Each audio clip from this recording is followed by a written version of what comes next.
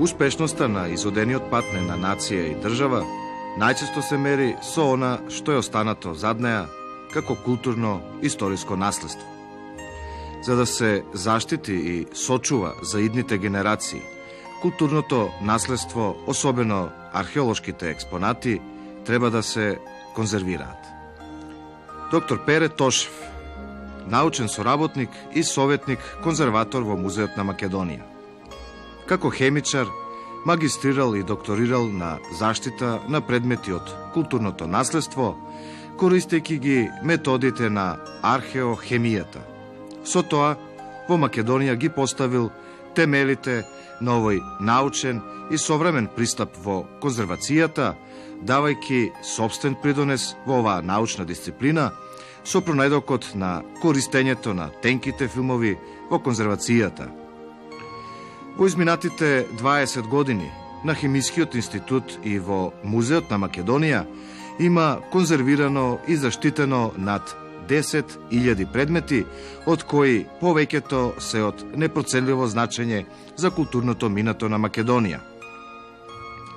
Најголем број експонати од Музеот на Македонија, Музеот на град Скопје, Охридскиот музеј, Битолскиот, Гевгелискиот и други музеи, култни и обредни предмети, оружје, монети, предмети од локалитетите Исар Марвинци, Вардарски рид, големата мајка Божица на плодноста од Тумба Маџари, непроценливиот шлем на античките македонци и оклопот, реликвиите на познатата пајонска свештеничка, теракотните икони од Виничко кале, познатата средновековна диадема од Демир Капија, светите крстеви од Климентовата црква на Плаушник, етнолошки предмети и многу други кои говорат за културните и цивилизацијските дострели на македонецот низ вековите. Спојот меѓу хемијата, културното наследство и конзервацијата го поврзува што друго, ако не огромната љубов кон работата што ја работи.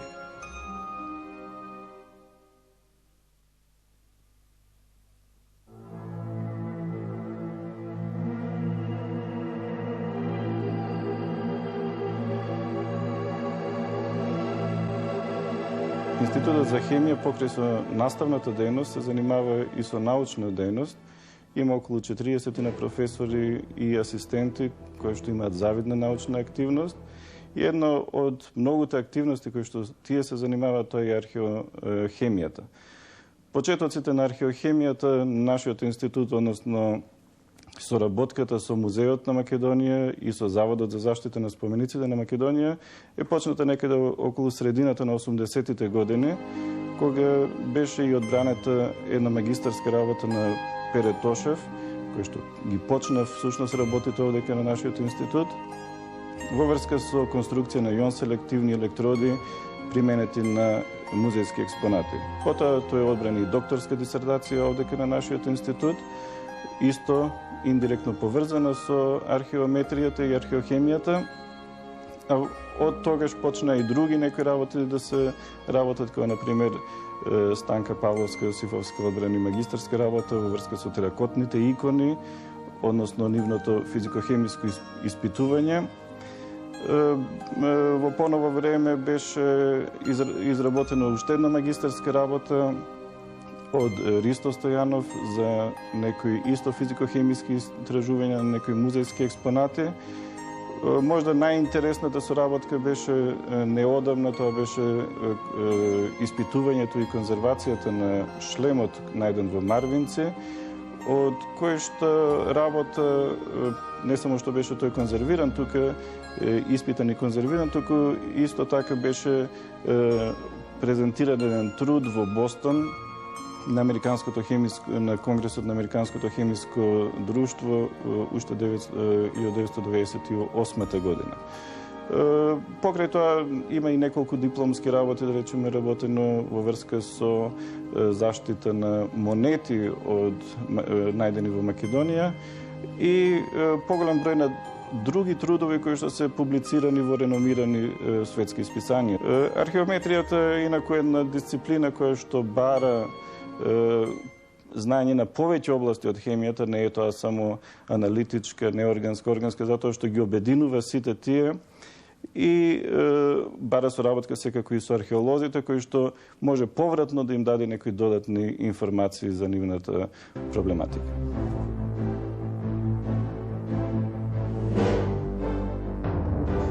Современата археологија за решавањето на многу проблеми, сложени проблеми во врска со потеклото, генезата, хронолошката припадност, староста и составот на испитуваните експонати наоѓа широка подршка во екзактните науки.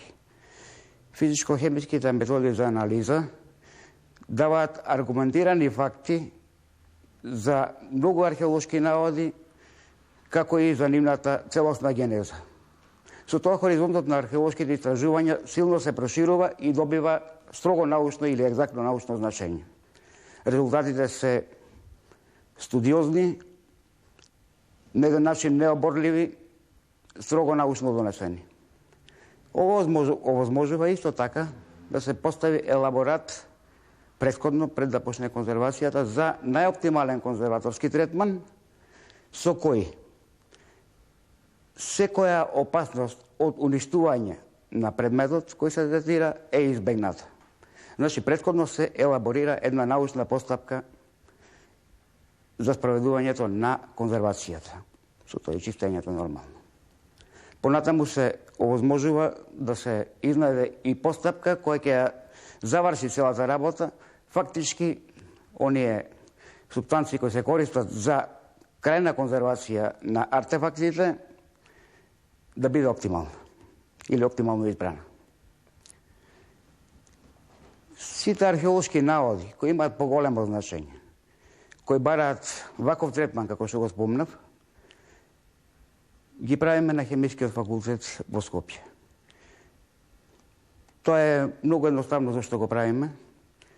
Музеот на Македонија не располага со никаква инструментарија, а пред се најбитни за нас испитувањата на составот на патините, особено на металните и стаклените наводи, што се прави со специјални методи. Исто така и самиот состав на предметите е многу битен за да се определи оптимален конзерваторски третман. Тоа се прави со повеќе методи, да речеме видлива и ултравиолетна микроскопија, X-дифракција или прашката X-дифракција, уште како што ја викаме, атомска прецизиона спектрометрија, инфрацрвена спектроскопија, сега имаме модерен инструмент Фурие трансформен, инфрацрвен спектропротометар снабден со инфрацрвен микроскоп. Методата е скоро недеструктивна. HPLC методи, тоа се гасни хроматографии, течни хроматографии и низа други. За составот на патините најбитна ни е рентгенската дифракција. Без незе не може воопшто да се постави елаборат за конзервација. Но, напомнувам уште еднаш, ова се прави само на предмети кои се од специфична важност, за кои ако ги загубиме, тоа се трајно загубени, за Македонија тоа би значило една мала катастрофа во зависност од предметот. Затоа, овде се прават тие работи. Не идовме на соработка на колеги од Хемискиот институт. Тоа се повеќе луѓе кои се на еден начин ентузијасти за оваа работа. Така да првите пионерски работи ги направивме со нив околу формирање на една екипа или еден тим кој фактички основа археохемијата во Македонија. Тоа е, сакам да кажам, една нова научна гранка, како и што има посебни гранки во хемијата, како што е радиохемијата и слични. И археохемијата го зазема своето правилно место во овој систем на хемиски подгранки.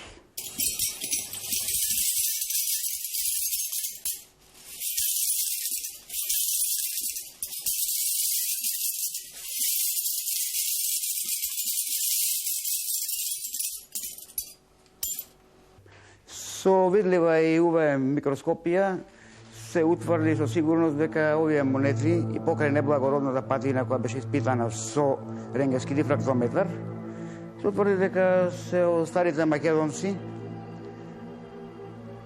но дојдовме до сознание дека оваа патина мора да разориме и да се види чистиот метален предмет како што бил некогаш.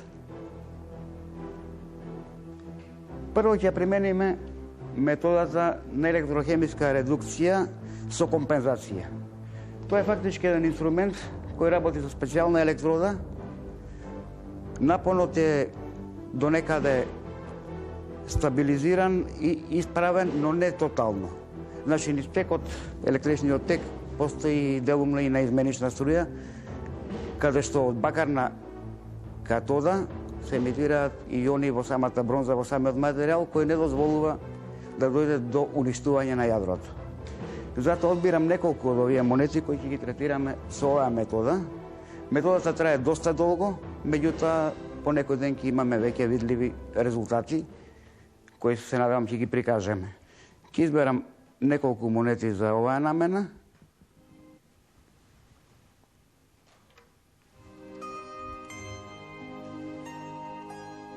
Ќе ограничиме на 3. Воопшто не е битно како им е положбата во растворот.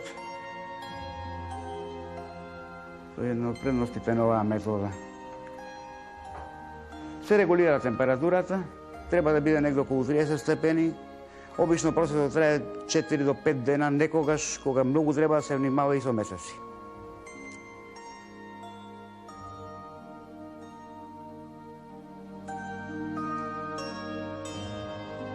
Процесот на чистењето што го спроведовме, поправо спроведовме неколку типа на чистење на монети, веќе е финализиран. Траеше 4 дена и веднаш може да се констатира пред да се извадат монетите од растворот дека не се работи само за македонски монети како што мислевме, туку дека се присутни и некои монети подосни, се работи за неколку парчиња на византиски монети. По завршувањето на овој процес, бидејќи веќе е финализиран, реков, треба да се изврши оддалување на ионите нафатени на површината од бакар и употребените електролити. Меѓутоа, во овој процес на така наречена електрохемиска редукција со затврстување или со компензација, се случува следното. Ако е присутна племенита патина во долните слоеви, таа не ја разорува. Така е избран потенцијалот на системот и јачината на струјата, тоа е густината на струјата. Така што еве што се случи. Визуелно може да се забележи дека византиските монети имале многу порозна корозија и многу неплеменита, така да дошле до самото јадро, но убаво се гледаат. А овие што се постари македонски монети, слојот периферен создаден од неплеменита патина, создадена од карбонати, оксиди и комплексни хлориди на бакарот и калајот, многу убаво се разорил, а дошол долниот слој од племенита патина.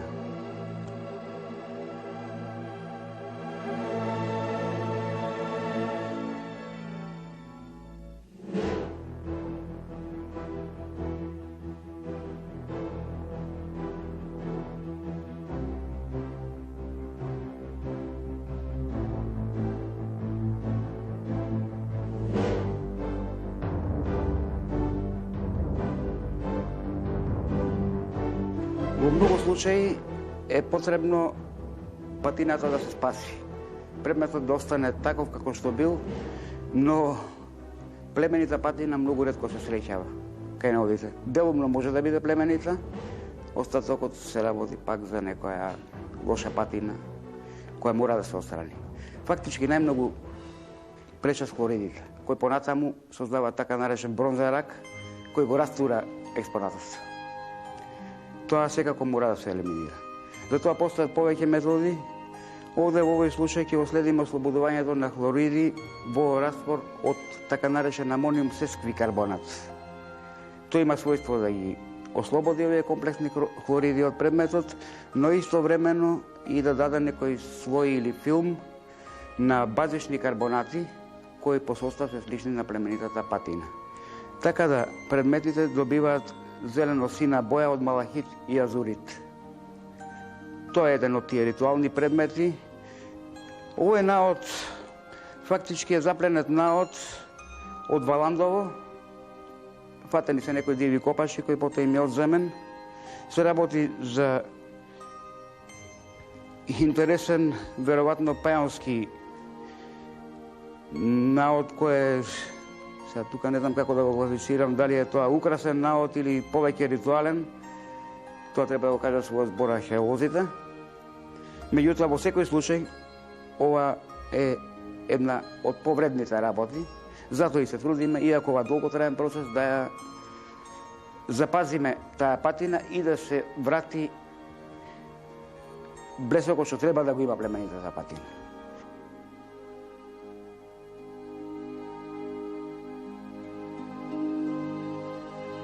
Пред малку стана збор за племените и неплеменита патина. До сега не е успеано хемиски да се добие бистичка племенита патина, затоа што таа има посебна кристална структура за која треба многу време. Меѓутоа, методата на тенки филмови, добиени по метод на така наречена хемиска депозиција, се приближува кон онаа природна патина. Мислам, тие методи возбужуваат да се добие некоја многу слична на природната патина.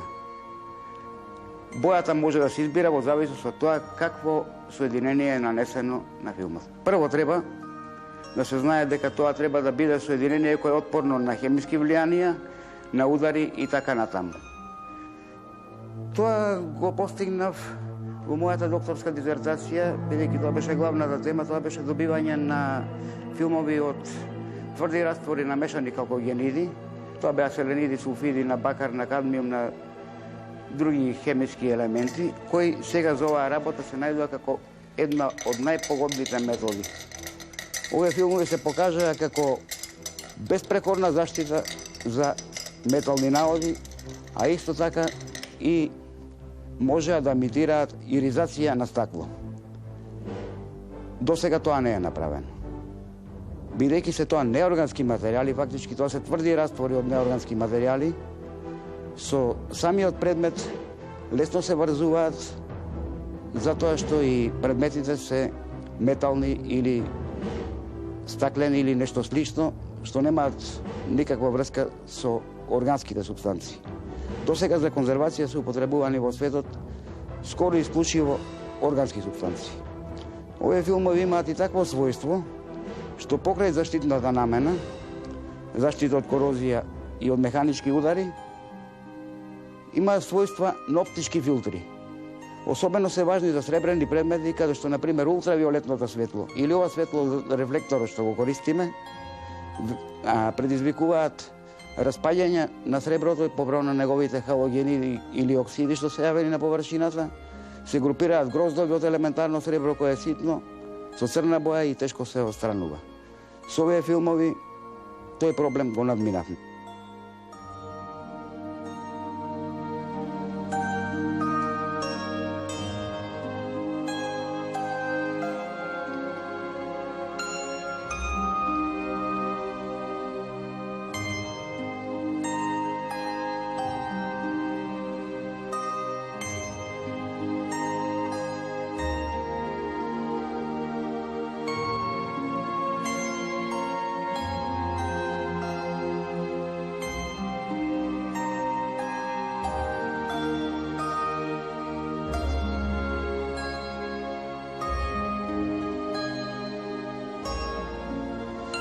Најчесто археолошките наоди доаѓаат во една критична состојба, особено железните. Овде има еден примерок на една секира која е скоро донесена и чие јадро може да се види само на рентгенски фотографии. Моја задача и задачата на моите колеги е од ваков предмет да се направи нешто на она што бил првобитно наменет, да се види дека ние видовме со радиолошките фотографии дека тоа е секира и таа да се дотера во некоја состојба каква што била некогаш. Инспирацијата што ја добив ме потсеќа на оние рани моменти кога беше конзервиран наодот од Демир Капија на местноста Крстеви најден, кој на вистина е импозантен. Се работеше за средновековен накид кој беше расфрлен во земјата на гробот, згазена со трактор, во очајна состојба.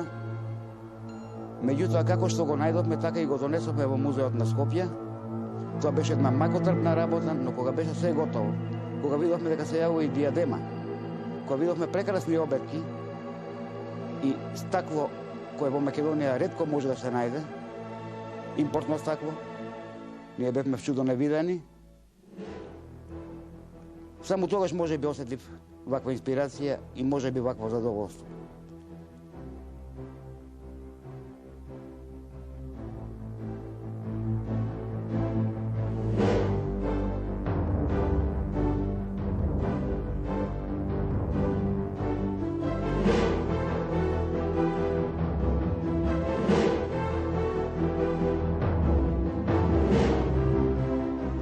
Ода се наоѓаат уште неколку наводи. Тоа е гулабица од Охридскиот музеј реликвија. Многу ретка работа, припаѓа негде на 11 век. Беше во многу лоша состојба, особено внатре. Целата беше размонтирана и беше извршено чистење и конзервација. Сега е во фаза на реставрација кај што треба да се врати клунот кој е изгубен и ножињата на кои стоела. Меѓутоа беше многу тешко да најдеме налоги, но денеска веќе располагаме со нив, така што брзо ќе биде сместена назад во просториите на Охридскиот музеј.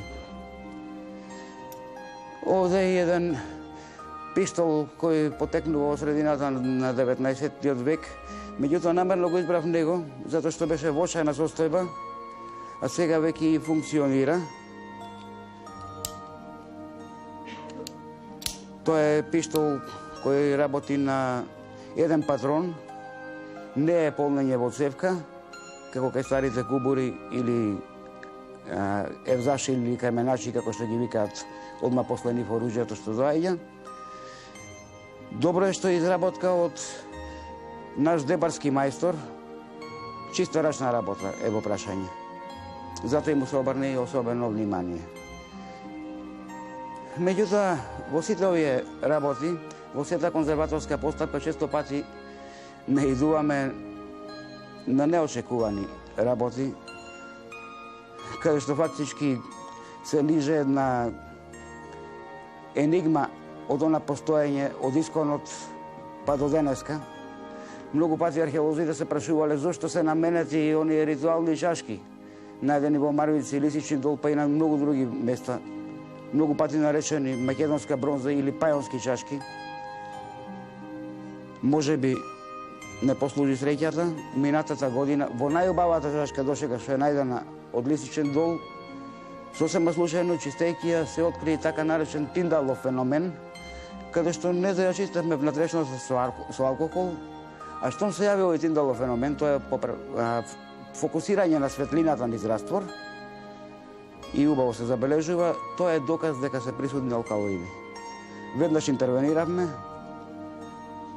целата содржина што беше во чашката ја екстрахиравме и заклучокот беше многу интересен. Се заклучи, се констатира дека чашката била некогаш полна со катран од авион. Се добија поправо се регистрира соединенија на бакарот со морфин, кој се апсолутен доказ дека во овие чашки се чувал некогаш морфиум или самиот катран се чувал, кој можел да служи или за лек, или за воен алан.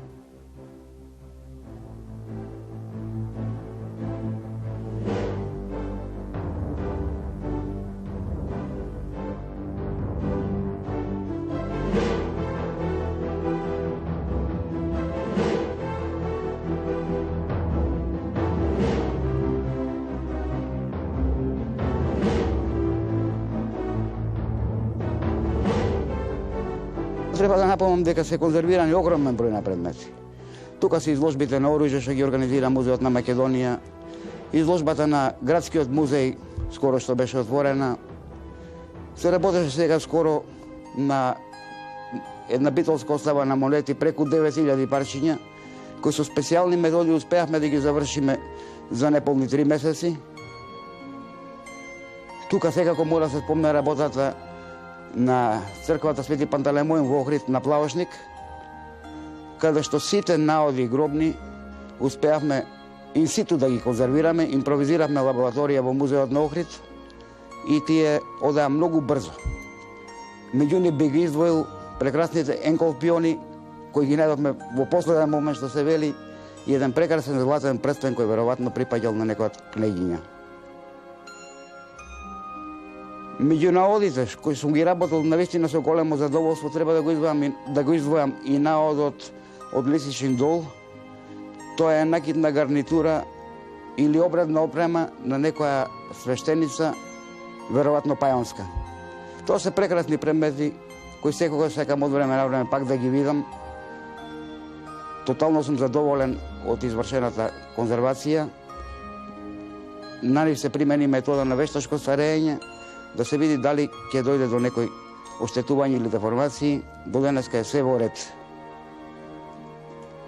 Би се вратил пак околу шлемот. Со него беа донесени и апликации од оклоп македонски, кој веројатно бил поставен на кожа или дрво.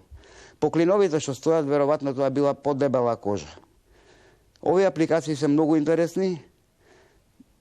Во средината стоеле на градниот дел две апликации од лавови кои се допираат со предните шепи.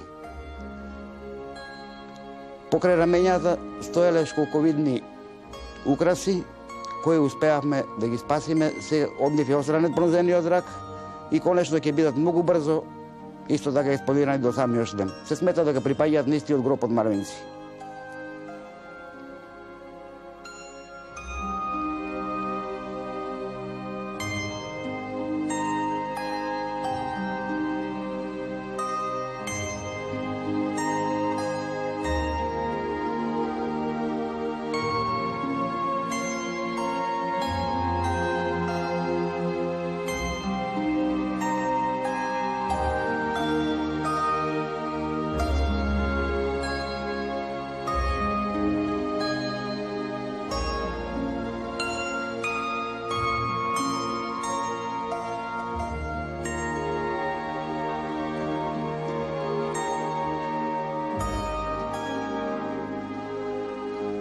Денеска сум навистина бескрајно среќен кога гледам дека конечно шлемот македонски ќе стане музејски експонат.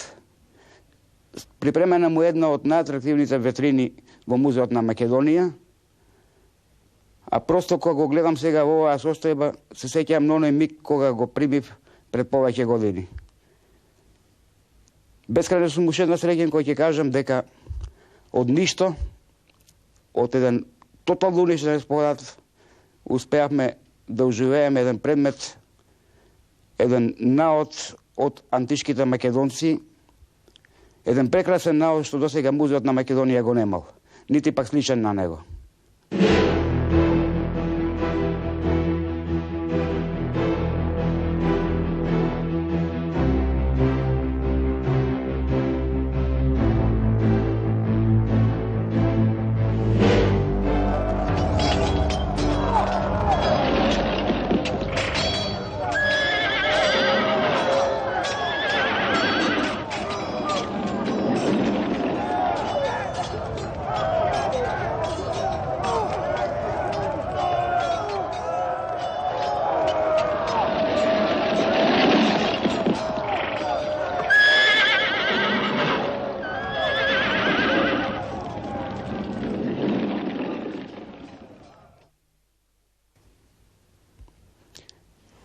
Кога го допирам, како да го сеќам звукот на чеканите на Хефајст, кога го ковала хиловото оружје, прекрасно опишани од Хомера во рапсодијата Сигма. Шлемот некогаш бил многу убав на вистина. Целиот рап горен подсеќа на фригијските капи, меѓутоа тоа очигледно сокол во напад. Од страната на десната паранактида зачување волусот, кој веројатно, гледајќи од рентгенските снимки, продолжувал во една линија на бескрајност на животот, наречена меандра. Во секој случај, испитувајќи го составот на овој така наречен железен шлем, се констатира дека тоа е челик. Во тоа време челикот можел да биде привилегија само на елитна воена единица. Очигледно го поседувал некој висок офицерски чин, ако не било тој и некој кнез. Затоа му се обрна во конзерваторската постапка големо внимание. Се работеше скоро 8 месеци, беа применети најсовремени постапки на конзервација кои не дозволија да дојде до оштетување на овој прекрасен народ. Исто така водевме сметка кон реставрација да не се пристапи, затоа што моето мислење, нека биде тоа мое лично мислење, вакви предмети воопшто не треба да се реставрираат, туку ако веќе се прави такво нешто, да се направи сосема нов предмет по него. Првата работа што беше направена, која може да се спомне и да биде интересна, како една увертира кон општата конзервација на овој предмет, беше неговото носење во клиниката за радиологија, затоа што прво ни треба податоци колку има јадро во овој шлем, затоа што хемиските анализи покажаа дека се работи за тотално кородиран предмет без јадро. Го однесовме на клиниката и веројатно тоа беше најбизарниот пациент досега донесен на оваа клиника, а професорот Толовски го снимаше. Пациентите што беа редовни на оваа клиника, кои требаше да си завршат своји снимања, веднаш напуштија ординацијата, беше сликан повеќе од 50 пати и веднаш самиот персонал медицински, сестри, лекари и друго се собра околу него, велејќи еве го шлемот на Александар Македонецот. Така да беше една страшна атракција и за тој народ таму.